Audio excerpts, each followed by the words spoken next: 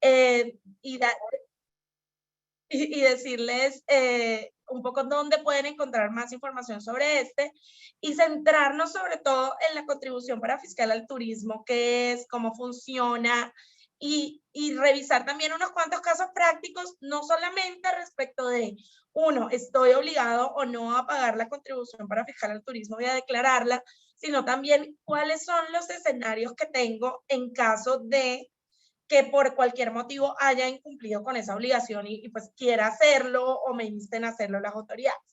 Entonces eso es un poquito lo que vamos a revisar el día de hoy.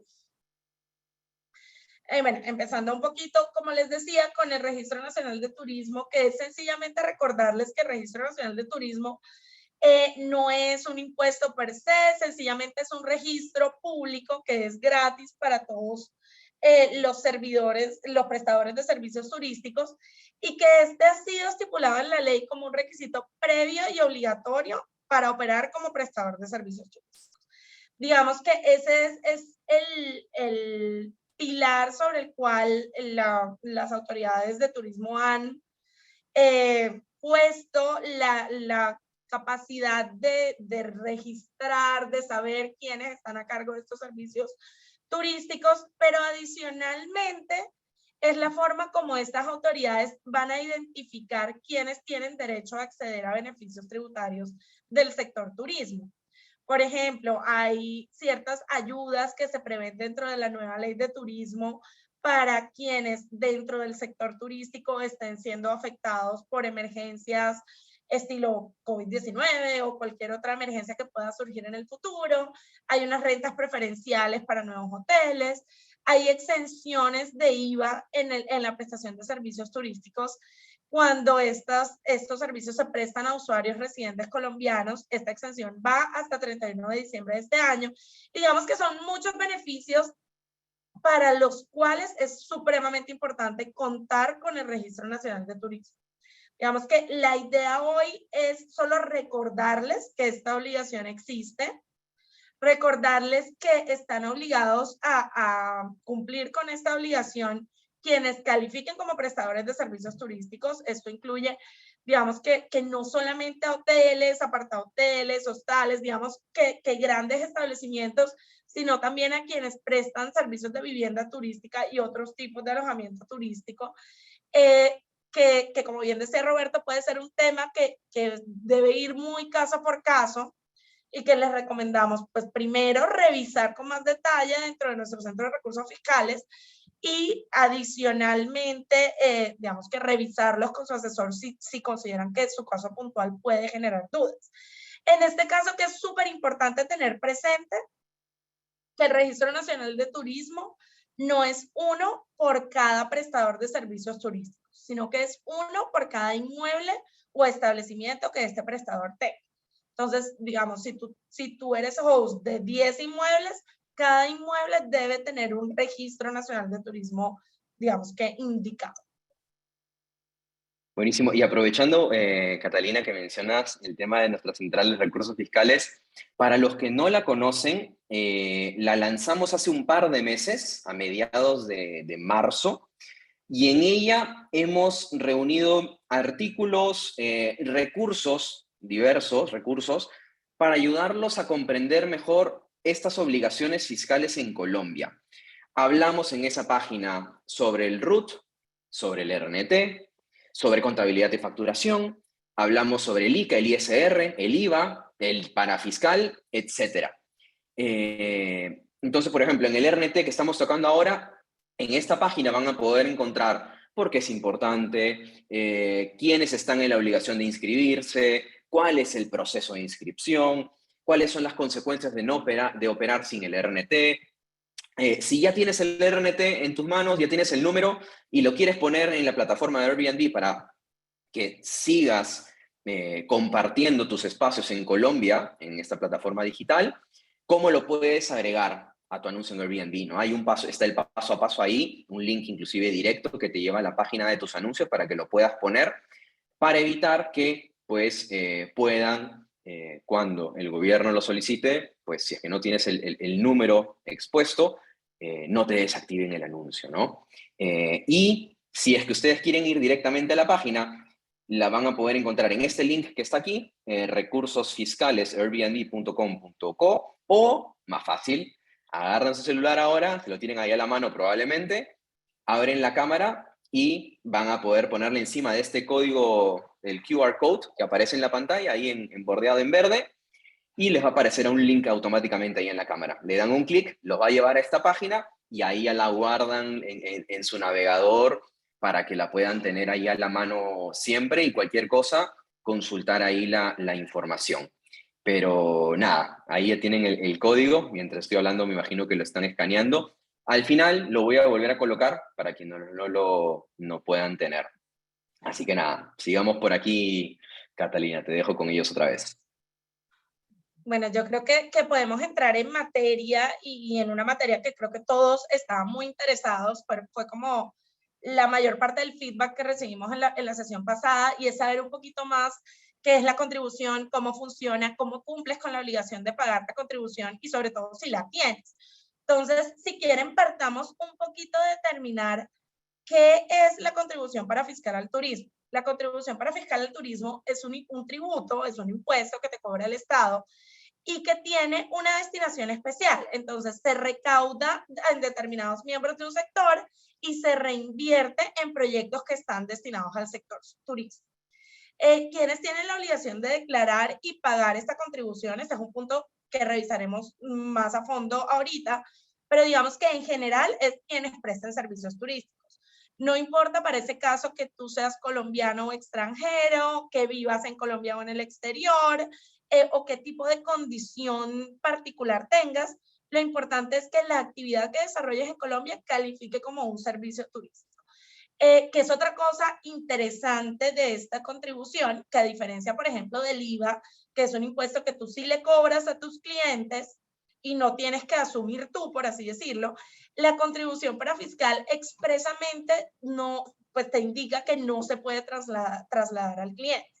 En esa medida es un tributo que queda a cargo tuyo como host, y que tú debes pagarle y declararle al FONTUR, porque al FONTUR, el Fondo Nacional de Turismo, es el encargado del recaudo de la contribución, así lo estipuló la ley, y en últimas es quien ha reglamentado cómo se declara, cómo se paga y quién podría llegar a cobrarte la contribución si no la has, digamos, pagado estando debidamente obligado a ello. La pregunta que es más común es, bueno, ¿cuánto cuesta la contribución y verdaderamente la tengo que pagar yo? Aquí ya les adelantábamos un poquito respecto de quiénes deben pagar la contribución, pero en cuanto al costo de la contribución, este costo es del 0,25% sobre los ingresos brutos que tú obtienes como, digamos, derivados de la prestación de tu servicio. Y el hecho de que sea ingresos brutos vinculados a este servicio turístico quiere decir que tú no vas a poder imputar ningún tipo de costo o deducción a eso. Es decir, si tú cobras al usuario 100, pero tienes que pagar un servicio de aseo, tienes que pagar una serie de seguros, una serie de cosas, para la contribución eso es indiferente, porque la contribución lo que quiere recibir o percibir es tu ingreso de 100 sin tener en cuenta qué costos, pues es el 0,25% de tu ingreso de 100, sin tener en cuenta que tú hayas incurrido costos o deducciones adicionales. Como les decía, en cuanto a quienes están obligados a pagar la contribución, son aquellas personas que califiquen como prestadores de servicios turísticos en Colombia y digamos que no importa dónde estés, no importa si tienes cédula o cédula de extranjería, digamos que lo único importante para esto es que tú estés desarrollando la actividad grabada, que ya vamos a ver un poquito de qué se trata.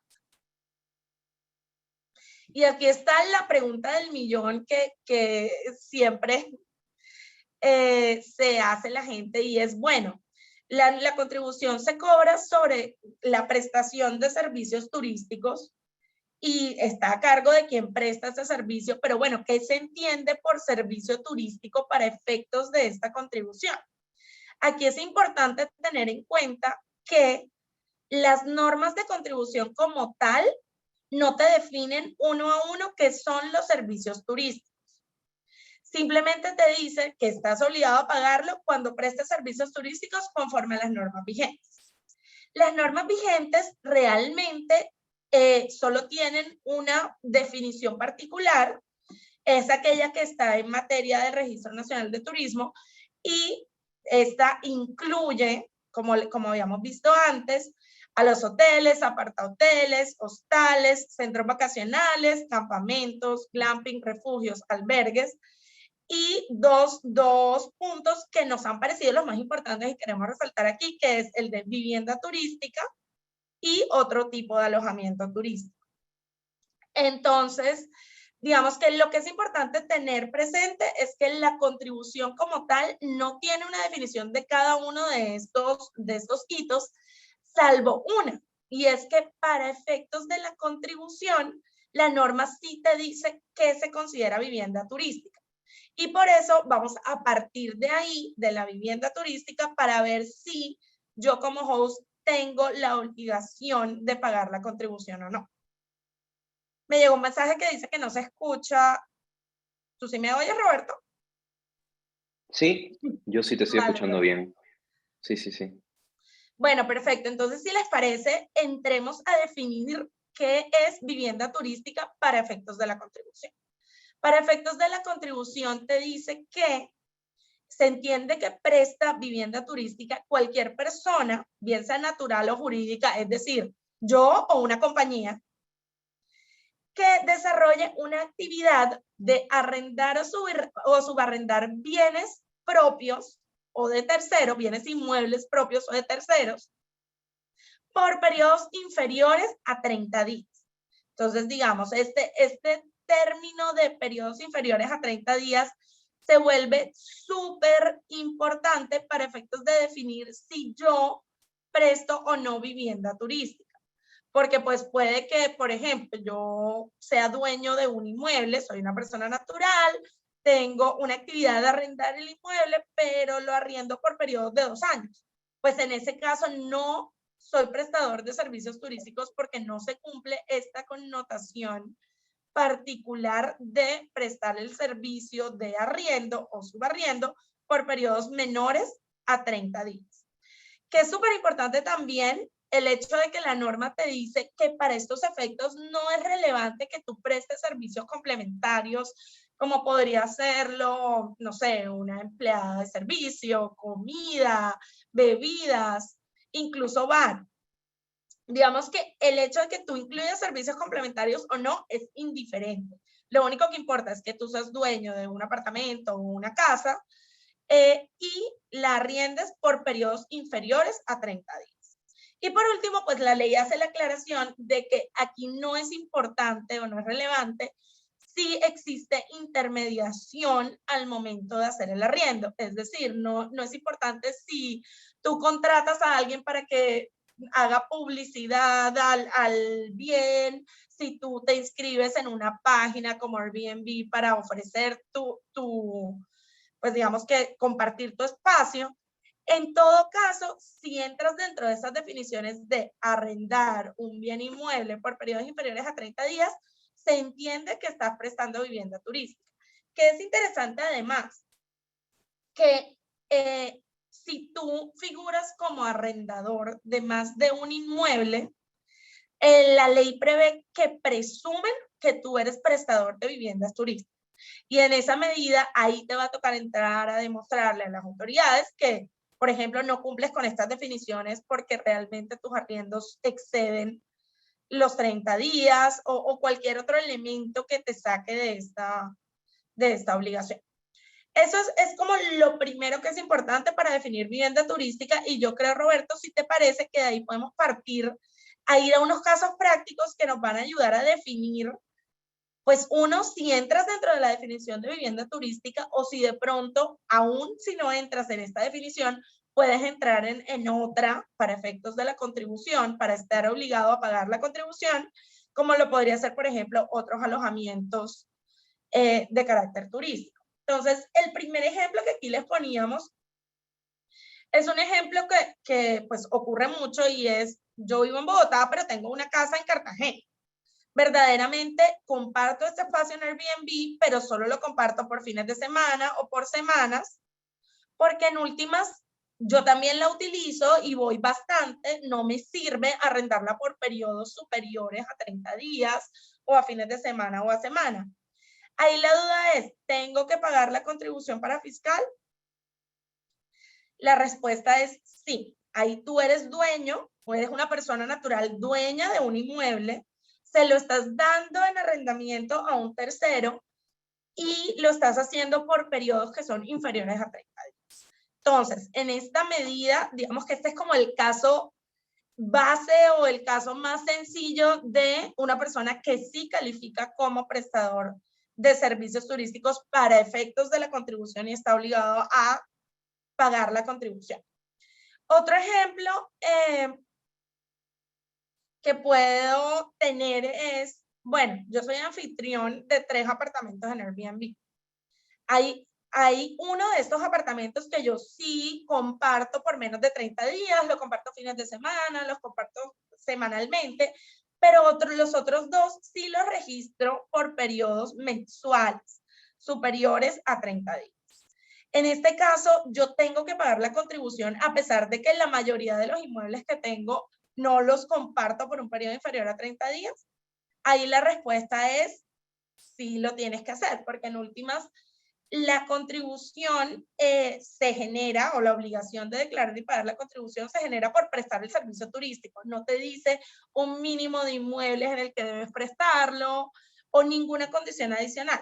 Lo que sí es importante que tienes que tener presente es que si tú vas a declarar y pagar la contribución, solo lo tienes que hacer respecto de los ingresos que obtienes por el apartamento en el que prestas servicios turísticos. Respecto de los otros 2 apartamentos en los que no eres prestador de vivienda turística para efectos de la contribución, no estarías obligado a pagar la contribución. Aquí tenemos, y este ejemplo les pido que lo tengan muy presente, porque es algo que nos ayuda a diferenciar, digamos, la clásica vivienda turística de otro tipo de alojamientos que podrían considerarse servicios turísticos para efectos de la contribución. En este ejemplo lo que tenemos es, soy una persona, un empleado cualquiera como yo, y tengo un cuarto libre en mi apartamento. La verdad es que me servirían los ingresos extra, los fines de semana lo pongo, lo ofrezco en Airbnb y esto me permite, digamos que tener ingresos adicionales. La duda ahí es, ¿debo pagar la contribución para fiscal? Ahí la primera pregunta que yo les haría, o pues que yo me haría si fuera ustedes, es, ahí estoy en la definición de vivienda turística y la respuesta para eso es no. No estoy en la definición de vivienda turística porque la definición de vivienda turística me exige arrendar por periodos inferiores a 30 días un apartamento completo o una casa completa, no una habitación. Pero el hecho de no entrar en la definición de vivienda turística que prevé la regla de la contribución no necesariamente pues, puede implicar que yo esté excluido del pago de la contribución. ¿Por qué? Porque como vimos, otro de los elementos que genera la contribución es prestar otros tipos de alojamiento turístico. Estos no están definidos en la ley de la contribución, pero por ejemplo, si tú te vas a la definición de qué son otros tipos de alojamiento turístico, en los códigos de las actividades que tiene el DANE para efectos de calificación o clasificación de actividades, esta te da un parámetro y te dice que estos otros tipos de alojamiento incluyen, y les voy a leer textualmente, a la provisión de alojamiento temporal en unidades habitacionales o cuartos que son frecuentemente ofrecidos por individuos en alquiler, ocasionalmente o en temporada, de manera informal, dentro de su vivienda o en habitaciones o apartamentos destinados para tal fin, sin que estos tengan una entrada independiente, de administración, etc. Entonces, más o menos, esta definición de otros tipos de alojamientos que está consagrada en el Código SIU, que es pues el que emite el DANE,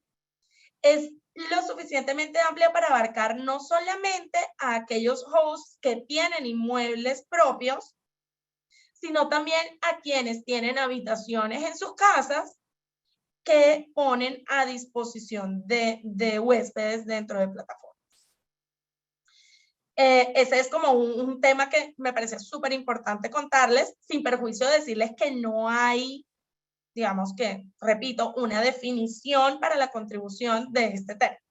Esto es lo que nosotros hemos interpretado a la luz de lo que hay vigente, por así decirlo. En todo caso, como siempre, y Roberto sabe que decimos, cada caso es, cada host es un mundo, cada caso es muy particular, entonces les recomendamos siempre irse a sus asesores y ponerles de presente toda su situación particular para ver si entran dentro de esta definición o no.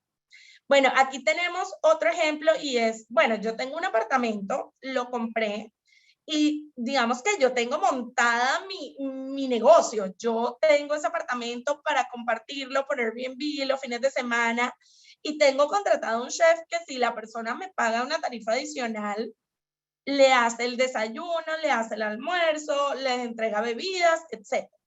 Ahí la duda es, bueno, uno, ¿tengo que pagar la contribución para fiscal? Ahí la respuesta es sí, porque tienes un apartamento que estás compartiendo por periodos inferiores a 30 días y como vimos, para estos efectos es irrelevante si ofreces un servicio adicional o no, como sería el de alimentación o bebidas. Pero la segunda duda es, bueno, ¿y cuál es la base sobre la cual pago la contribución? Yo cobré una tarifa adicional. ¿Esa tarifa adicional por el chef debería entrar dentro de la contribución? Lo que nosotros hemos visto es que en últimas la norma de contribución te dice que la base es los ingresos que tú obtengas por la prestación del servicio turístico. Y el hecho de prestar servicios complementarios de desayuno o almuerzo no entra dentro de la calificación de servicio turístico que ha dado la ley para las viviendas turísticas. Entonces, nosotros te diríamos, sin perjuicio de que consultes tu caso particular con el asesor, que en principio uno podría entender que la base es aquella que cobras por compartir tu espacio exclusivamente.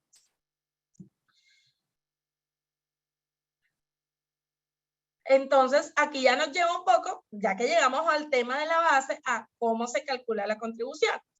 O sea, lo primero recordarles que la contribución es 0,25% de los ingresos operacionales brutos vinculados a la actividad.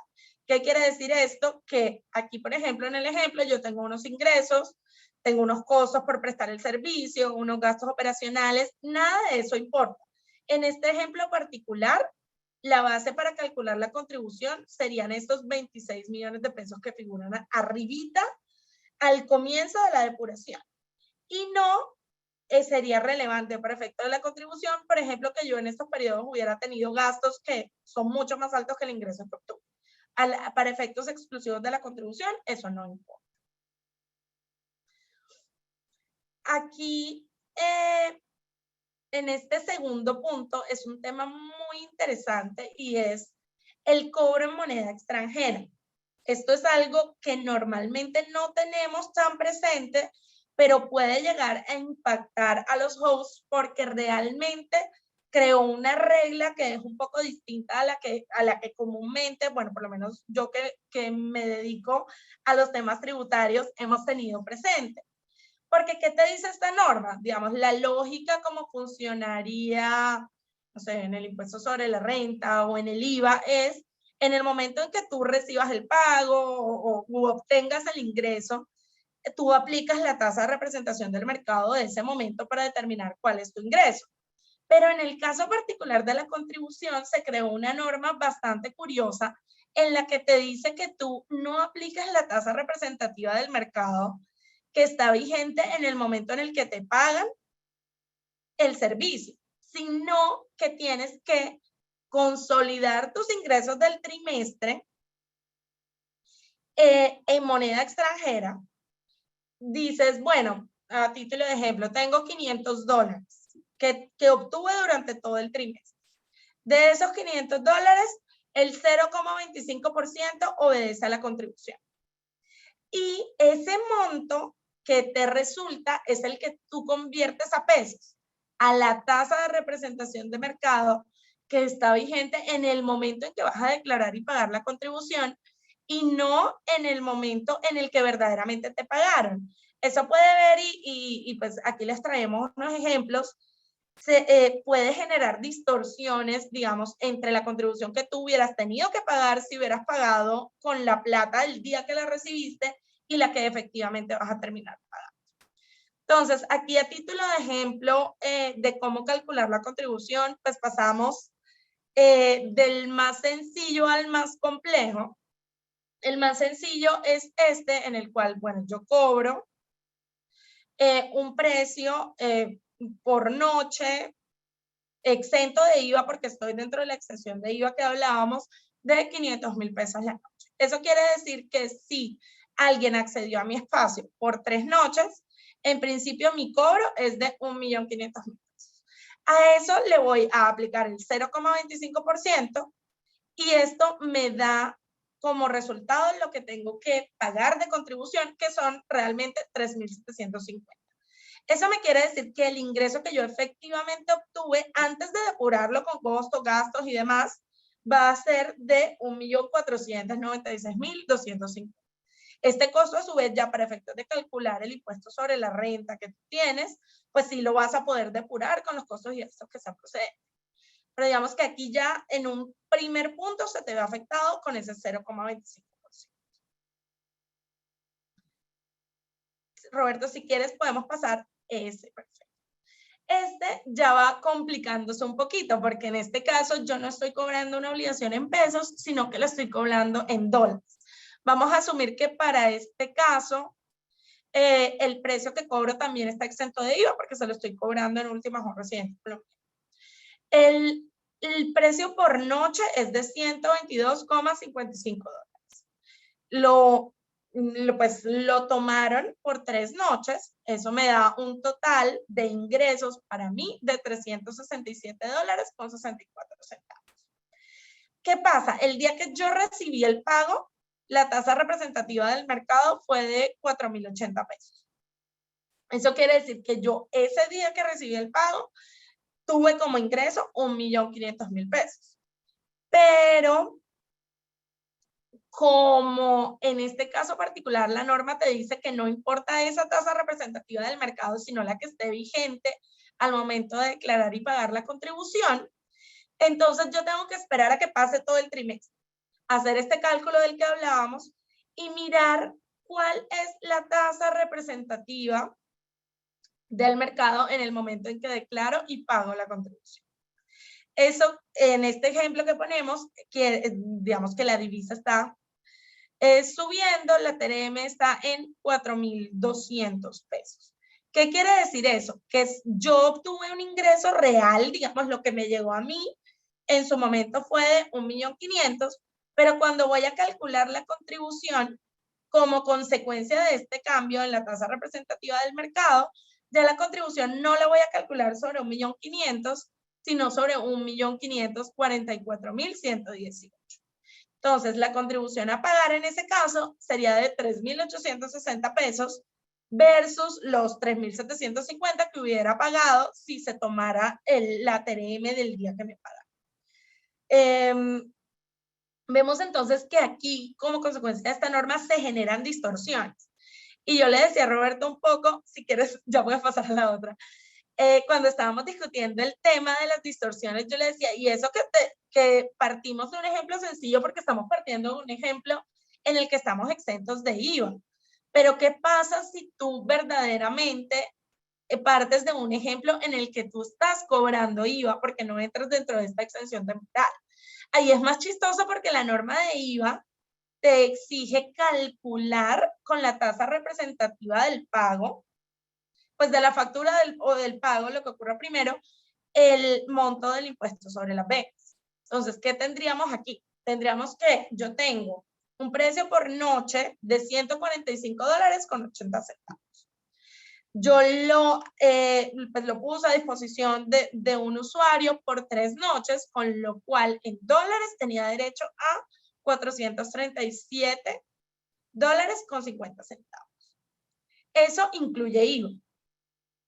Entonces, ¿qué tengo acá? Yo recibo con la TRM de pago a los mismos 4.080 pesos del ejemplo anterior, 1.785.000 pesos. Como en últimas, para efectos de IVA, esa TRM de pago sí se vuelve importante. Yo ahí tengo que calcular el IVA que le tengo que pagar a la DIAN. ¿Qué quiere decir eso? Que sobre el 1.785.000 pesos que yo registré, tengo que pagarle a la DIAN 19%, o sea, 285.000 pesos. Pero ¿qué pasa? Yo tengo, bueno, al revés. ¿Qué tiene eso como resultado? Que el ingreso después de IVA va a ser de 1.500.000 pesos para mí.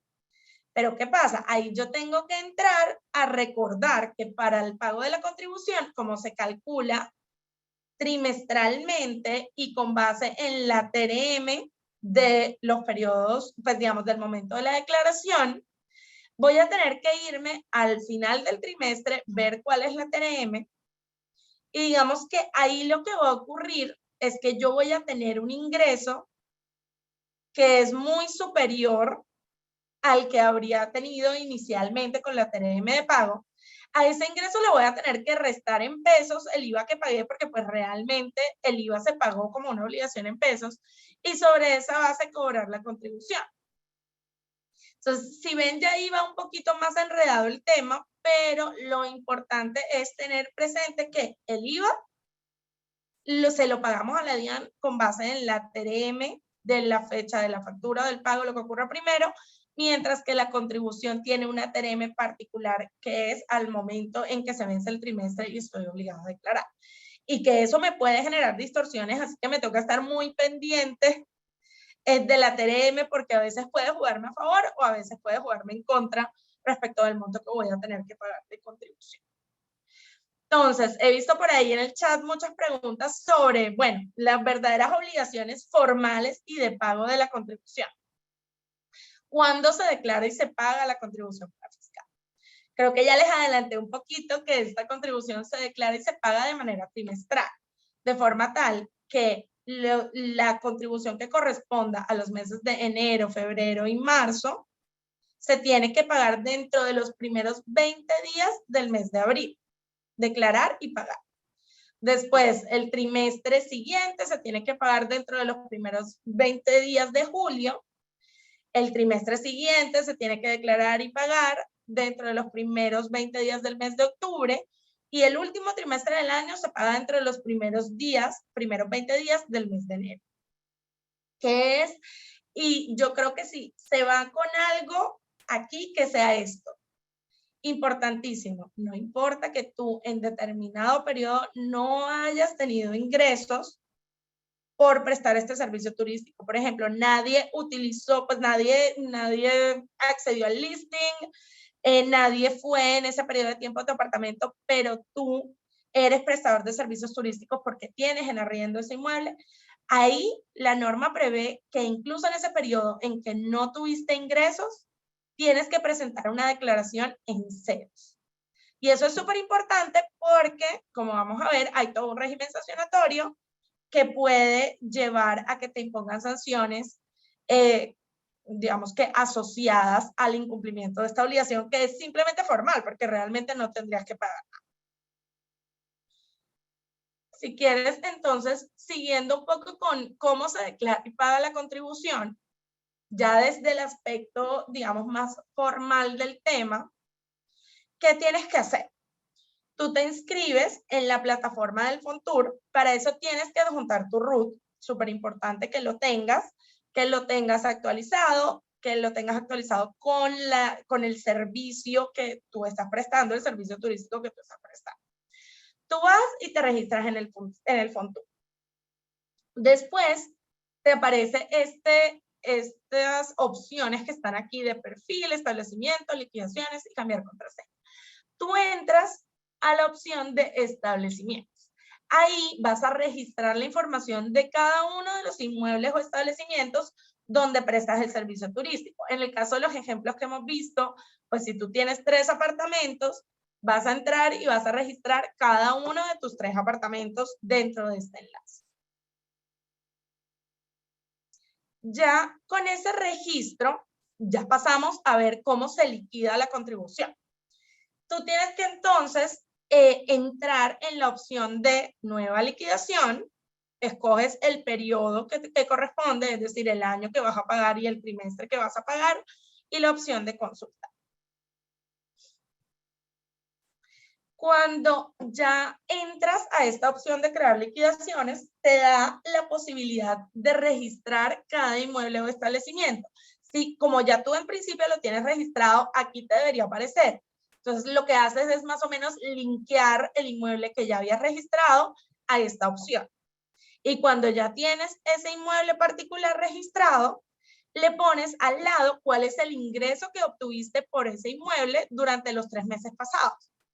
Entonces, si yo tenía este apartamento y verdaderamente obtuve, no sé, 3 millones de pesos por mis listings en Airbnb durante este trimestre, yo pongo apartamento 1 o apartamento Cartagena, no sé, pues, por decir algo, y registro allí los 3 millones de pesos que recibí durante el trimestre.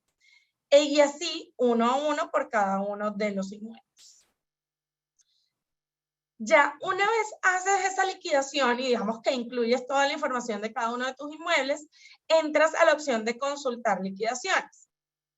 Cuando entras a la opción de consultar liquidaciones, escoges cuál es el periodo que quieres consultar y ahí te aparece cuál es el monto que tienes que pagar, cuál es la fecha límite de su pago y el estado de la obligación. O sea, si ya la pagaste, si está pendiente de pago, si verdaderamente no metiste un inmueble, así no hubieras obtenido ingresos, porque acuérdate que tienes que declarar también, digamos que en asociación con inmuebles en los que no hayas tenido ingresos en ese periodo.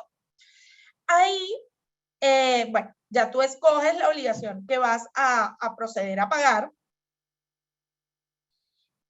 Y si Roberto pasa al punto 8, les cuento cómo pasa.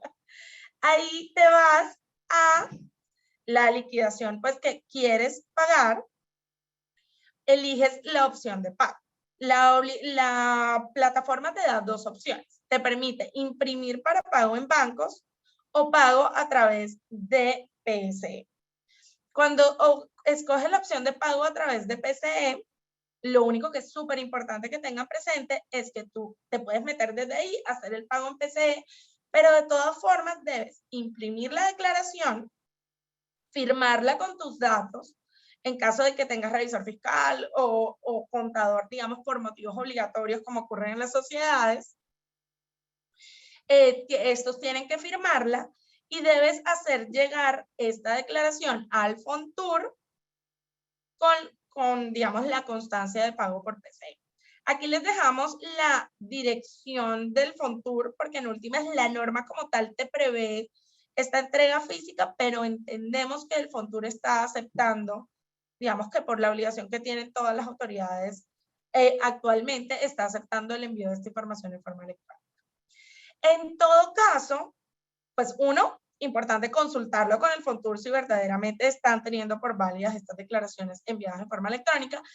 Pero 2, esto agota la opción de pago por PSE. Pero si voy a pagar en bancos, digamos que ya la dirección está aquí a mano izquierda, abajo de la pregunta. Si vas a pagar en bancos, que es súper importante tener en cuenta, digamos que más recomendaciones básicas, pero que muy probablemente en el banco te pueden poner problemas si no las cumples. ¿Cuáles? Que tienes que utilizar una impresora láser para que el código de pago te salga correcto. Que tienes que imprimir 3 copias en sentido horizontal, tamaño carta. Que tienes que firmar la liquidación y sus copias y llenar pues los datos de identificación que quieres firmar. Ya con esto tú haces la presentación en bancos, que puede ser Banco Bogotá o Banco Agrario.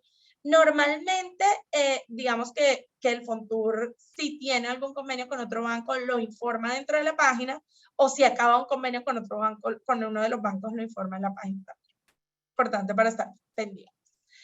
Ahora vienen otras preguntas. ¿Qué otras cosas son importantes saber para efectos de la contribución? Para efectos de la contribución es importante tener, digamos que, bueno, mentiras, quiero perdónenme, responder una pregunta que hicieron por ahí que me pareció súper importante. ¿Cuánto tiempo tengo para presentar la declaración, para enviarla físicamente al Fontur? Digamos que la norma no te da un término especial distinto del término que tienes para declarar y pagar. Entonces, esto de pagar y enviar al Fontur la declaración tiene que hacerse dentro de los 20 primeros días del mes. Entonces, bueno, volviendo ahora sí a qué otras cosas debo saber de la contribución para fiscal. Pues una, que como la contribución para fiscal se calcula sobre los ingresos que tú tienes, la ley prevé una forma de que las autoridades, pues en este caso el Fontur, que es quien cobra esta contribución, pueda determinar si tú, o bueno, qué ingresos obtuviste respecto de qué inmueble. En el caso de las personas que están obligadas a llevar contabilidad, no las personas, digamos, que no son comerciantes como yo, si quieren ver más sobre quién está obligado a llevar contabilidad, haciendo aquí una pequeña cuña para que vayan a la página de recursos fiscales, ahí tenemos un poco más de información sobre el tema, pero si tú estás obligada a llevar contabilidad, la ley te exige que discrimines en esta los ingresos que obtuviste por cada uno de tus inmuebles. ¿Por qué? Porque así el día que el Fontur quiera revisar si pagaste o no la contribución, puede comparar cuáles de estos ingresos obtuviste en cada inmueble particular. Esto realmente es algo que no se hace comúnmente dentro de la contabilidad, sino como un anexo adicional, pero es importante tenerlo en cuenta porque está en la ley esta obligación. Ahora bien, con la nueva ley de turismo, digamos que antes de esta, había muchas discusiones sobre, bueno, si el Fontur me cobra, ¿qué me puede cobrar? ¿Me puede cobrar solo la contribución y los intereses moratorios que dejé de pagar respecto de esta? Con la nueva ley del turismo quedó clarísimo que hay un régimen sancionatorio que es el mismo que está previsto para los tributos. En esa medida es súper importante tener presente que no solo te cobran la contribución más los intereses, sino que la entidad puede iniciar un proceso para imponerte una sanción. En cuanto a cuáles son las sanciones, ya les vamos a mostrar. Digamos, lo primero que tenemos que saber para ver cuál es la sanción que me podrían llegar a imponer o cuál es la sanción que yo debo, digamos, que liquidarme en caso de que vea que incumplí con mi obligación. Lo primero que tienes que hacer es diferenciar en qué situación estás. Uno, estás en una situación en la que tú sí presentaste tu declaración trimestral estando obligado a hacerla, pero calculaste mal la liquidación. De pronto se te olvidó meter un ingreso que obtuviste respecto a un inmueble, se te olvidó incluir un inmueble particular y ahí tenías otros ingresos que no habías incluido dentro de la declaración. Este es como el primer gran escenario. Cumplí la obligación formal de declarar, pero no, pues de declarar y pagar, pero no declaré y pagué bien, porque me faltó informar una parte de la contribución. El segundo escenario es, yo ni siquiera declaré, digamos, se me pasó el término, el calendario de Outlook no me sonó, de pronto no estaba consciente de esta obligación, que esperamos que no pase, teniendo en cuenta que ya lo hemos discutido acá, pero digamos, no presentaste la declaración de la contribución a pesar de que verdaderamente estabas prestando servicios turísticos. Eso es lo que nosotros los tributaristas denominamos un proceso de AFOR. El primer proceso es el de determinación, en el cual el Fontur te puede decir, liquidaste tu impuesto mal, verdaderamente me tenías que pagar tanto. Y el segundo es el proceso en el cual el Fontur te puede decir, es que ni siquiera me declaraste cuánto debías. Entonces yo voy a entrar a decirte cuánto creo que debes. En esto empezamos entonces por el primer escenario. Tú presentaste tu declaración en término y te equivocaste en el monto de la contribución a pagar. Es importante tener en cuenta que las sanciones que están previstas en el estatuto tributario van, digamos que de suaves a fuertes dependiendo del momento en el que estés.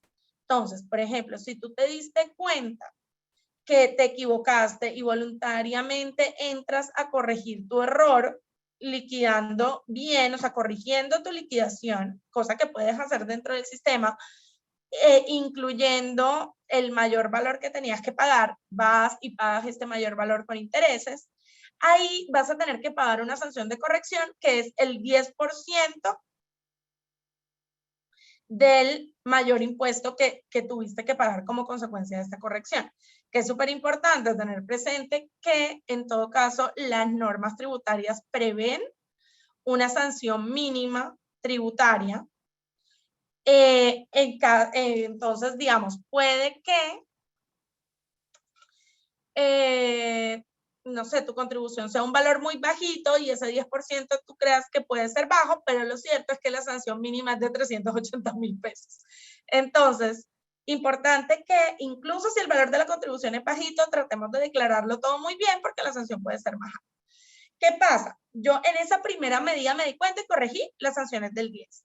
Pero si el Fontur se dio cuenta y me envió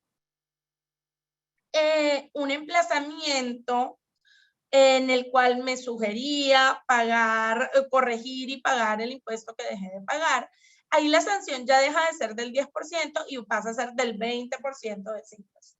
Si incluso después de esa comunicación, que no es obligatoria, de hecho, puede que no te digan nada y de repente te saquen un requerimiento especial, que es el primer punto como preparatorio de que te liquiden el impuesto, yo no corregí, lo que viene es, si quieres, Roberto, podemos pasar al ejemplo y ahí les contamos un poco mejor.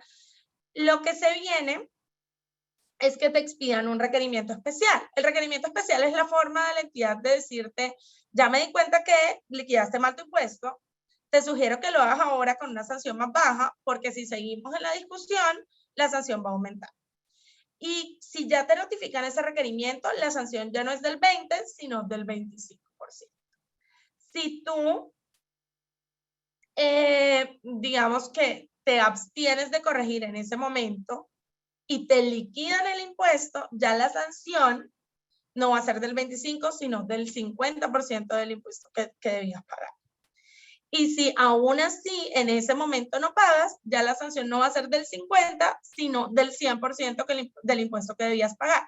Es decir, terminas, digamos que pagando el doble de la contribución que hubieses pagado inicialmente. Aquí les pusimos un ejemplo muy sencillo en el que mostramos este paso a paso que les contaba. En este ejemplo tenemos un ingreso bruto por la prestación de servicios turísticos del trimestre de 50 millones de pesos, que quiere decir que la contribución al turismo que la persona tenía que pagar es de 125,000 pesos. Resulta que el valor que la persona declaró y pagó porque se equivocó fue de 5,000. Eso quiere decir que quedó debiendo, por así decirlo, 120,000. Si se da cuenta ahora y paga, digamos que la sanción que en principio estaría prevista es de 12,000, pero como les contaba, esta sanción se va a la sanción mínima de 380,000 pesos. Entonces, digamos, con este ejemplo particular, en cualquier instancia la sanción sería de 380,000. Pero si le añadiéramos un 0 a este ejemplo, ¿qué tendríamos? Que al momento en el que ya te iniciaron un proceso y tú no corregiste y no calculaste, el monto que vas a pagar es el doble de el que hubieses pagado inicialmente si hubieras presentado tu declaración, digamos que correctamente. ¿Qué punto es importante? Si quieres, Roberto, pasemos al otro, que creo que ahí nos estaban preguntando. ¿Qué punto es importante tener en cuenta en el proceso de aforo? Recordemos que en el proceso pasado sí presentamos nuestra declaración muy juiciosa.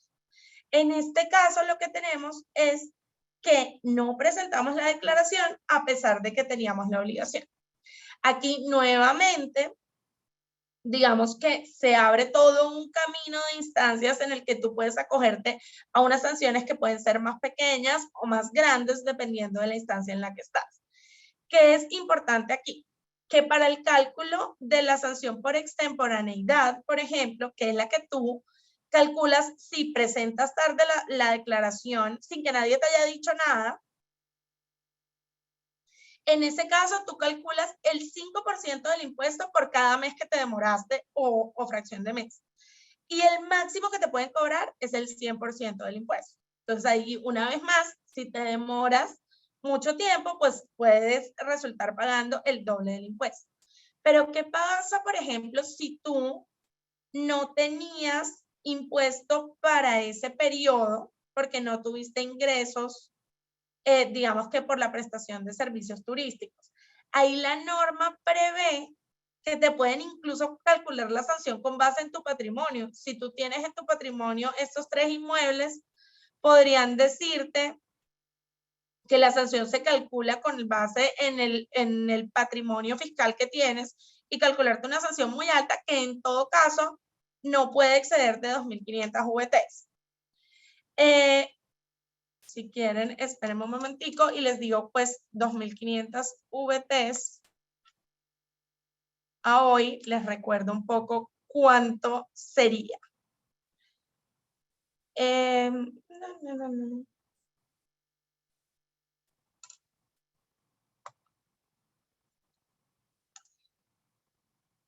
Sería 95 millones de pesos el monto máximo que te pueden cobrar de sanción.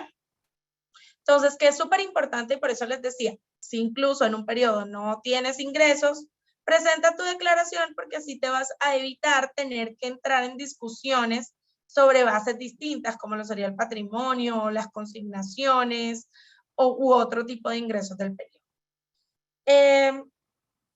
Si quieres, Roberto, podemos pasar muy rápidamente por este otro ejemplo, que en últimas les dice un poco lo mismo que les decía yo. Si yo estoy en una etapa previa en donde me di cuenta que no había declarado y digamos que quiero cumplir tardíamente con esa obligación, mis sanciones muy probablemente van a ser bajas, llegando a ser hasta el 100% de mi impuesto, y digamos que como mínimo 380.000 pesos, que es la sanción mínima tributaria. Pero ¿qué pasa si yo no, digamos que oportunamente subsané esa obligación, sino que esperé hasta que me impusieran la sanción por no declarar? Que en ese caso ya la sanción por no declarar no se calcula sobre el valor del impuesto, sino que se calcula sobre el valor de las consignaciones o de los ingresos del periodo.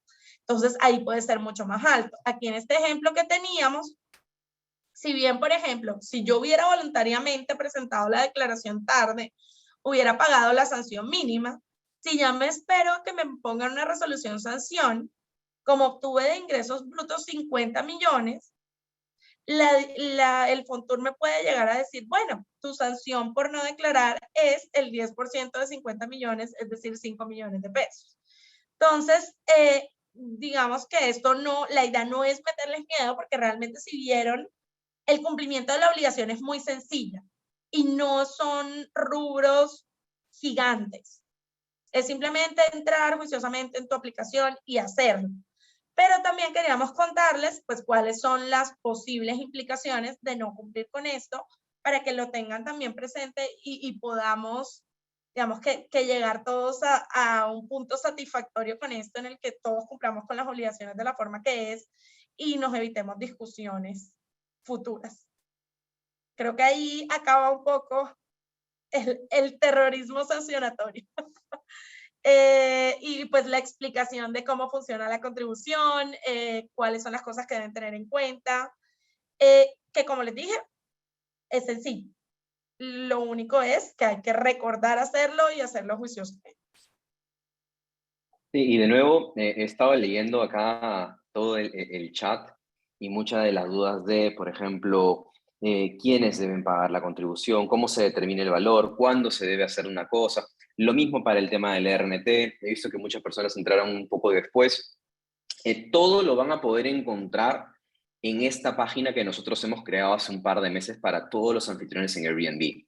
Nos metimos de lleno a crear una página como esta que no existía, porque creímos que ustedes deberían tener la mayor cantidad de información posible en la mano, siendo que sabemos que luego ustedes van a seguir buscando por otros lados o se van a asesorar, pero ofrecerles esta información general, básica, que ustedes deberían tener sobre diferentes temas. De nuevo, Y mientras les comento, en este código QR que están viendo en la pantalla, este QR code, lo pueden escanear desde la cámara del celular. Simplemente agarran su celular, levantan, abren la cámara de fotos, lo ponen ahí en la pantalla y les va a aparecer el link que los va a llevar directamente a esta página. Si es que no, es recursos fiscales airbnb.com.co, recursos fiscales airbnb.com.co. Y en esta central, de nuevo, van a poder encontrar, como ven aquí, tanto para personas naturales o físicas, ¿no? Jurídicas, temas sobre el RUT, sobre el RNT, que estaban preguntando bastante, sobre el ICA, sobre el ISR, sobre el IVA, que también venían preguntando, sobre el parafiscal que hemos visto hoy, para los que entraron un poco después, lo puedan ver y lo puedan encontrar ahí. Es súper amigable la página, súper intuitiva. Van a poder ahí ver todas las preguntas que los van a llevar a las diferentes secciones, con links para más información. Inclusive en el RNT, cuando ya tengas el número por ahí mismo, te da el enlace, el link para que te lleve a tu anuncio y lo puedas colocar dentro. Y dentro del RNT de nuevo, y se va a hablar sobre, y lo mismo para otros, porque es importante, quiénes están en esta obligación, cuál es ese proceso, las consecuencias, etcétera, ¿no? Toda esa información la hemos puesto aquí. Aún esa página va a tener novedades, va a tener más cosas, muchas relacionadas a las preguntas que ustedes tienen. Vamos a colocar aquí también videos, estos webinars, para que esté súper, súper completa y que puedan buscar todo en un solo lugar. Y que, claro, siempre van a surgir dudas muy puntuales de cada uno de sus anuncios, porque, claro, entre miles de anfitriones que tenemos con anuncios en Colombia, ¿no? Para no decir los colombianos, porque pueden ser extranjeros desde fuera, con anuncios en el país, en Colombia, puedan resolver pues todas sus dudas. Entonces, aquí tienen el código en la pantalla para que lo puedan escanear. Respondiendo también a la pregunta si esto va a estar grabado, sí va a estar grabado. Y va también a estar, además de en esta otra página que estamos viendo aquí, la de recursos fiscales, airbnb.com.co, vamos a poder aquí en la parte de webinars, también va a estar, la vamos a subir en nuestra central de eventos Sudamérica, donde nosotros siempre pues los vamos invitando a ustedes para hablar de diferentes temas sobre sus anuncios, sobre cómo pueden crecer dentro de Airbnb, etcétera. Y en esta página también tienen el código QR aquí en la pantalla, para quien no las tienen, pero esta página es básicamente por donde ustedes se registraron, ¿no? Entonces ya la deben tener ahí a la mano, por donde se entraron al evento. Esta página es eventosairbnb.splashdat.com. La voy a poner inclusive en el chat, no sé si la voy a poder copiar desde aquí, creo que sí. La voy a poner en el chat aquí para todo el mundo, para quien no la tiene, porque es un poquito más difícil para que la manejen.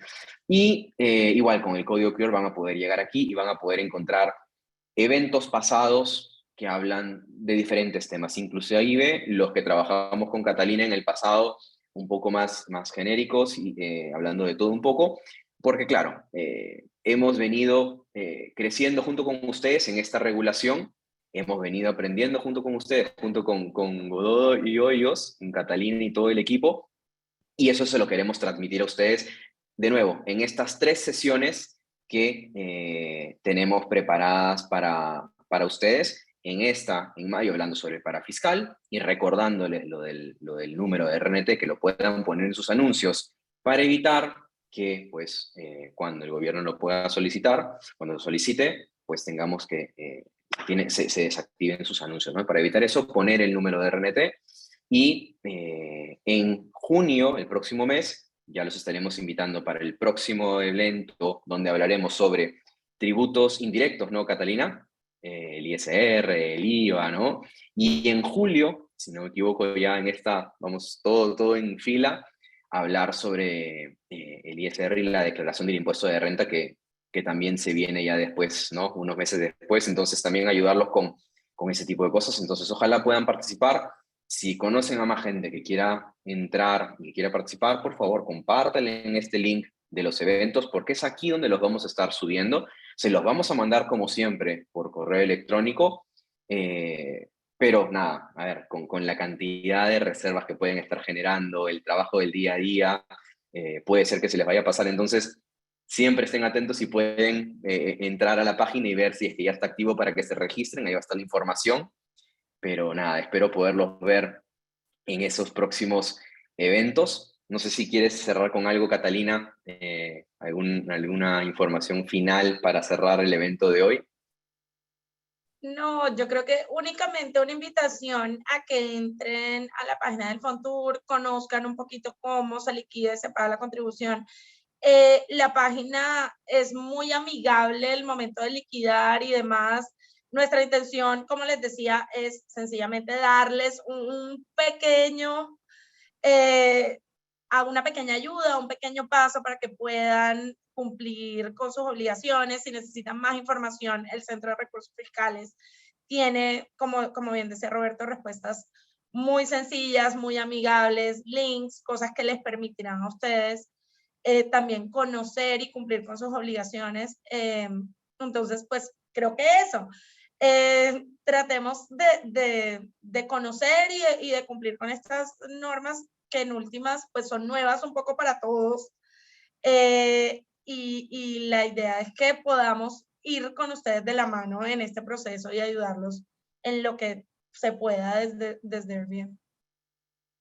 Listo. Bueno, de nuevo, muchas gracias, Catalina, por estar con nosotros y acompañarnos en esta jornada junto con los anfitriones con anuncios en Colombia.